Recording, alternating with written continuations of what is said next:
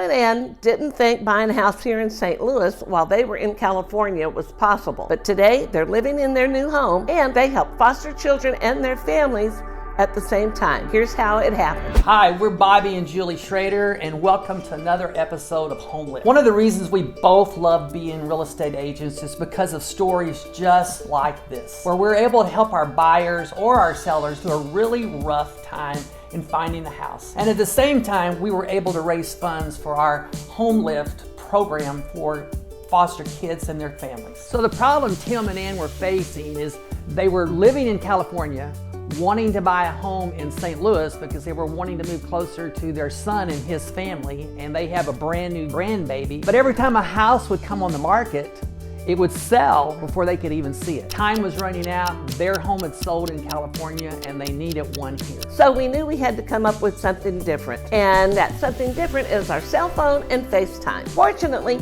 Tim and Ann were familiar with FaceTime, so we did a number of virtual showings so they wouldn't have to keep flying back and forth from California to see the houses in person. So using FaceTime, I was able to tour about 4 or 5 houses, and I was able to show them the neighborhoods, the layout of the house, how it flowed. We talked about furniture placement.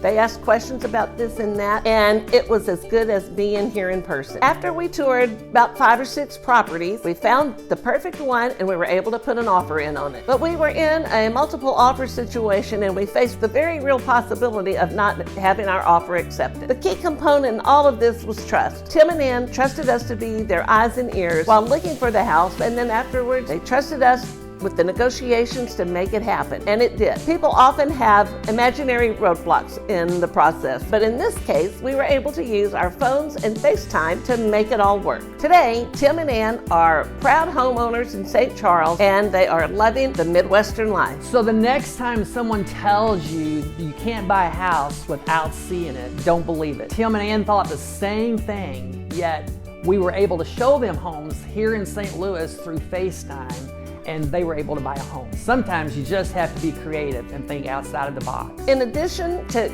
getting them the home, we were able to raise funds for HomeLift, our program that benefits children and families in foster care. So if you know anybody that needs a realtor that can help them in any kind of situation, reach out to Bobby and Julie Schroeder. Thanks for watching another episode of HomeLift.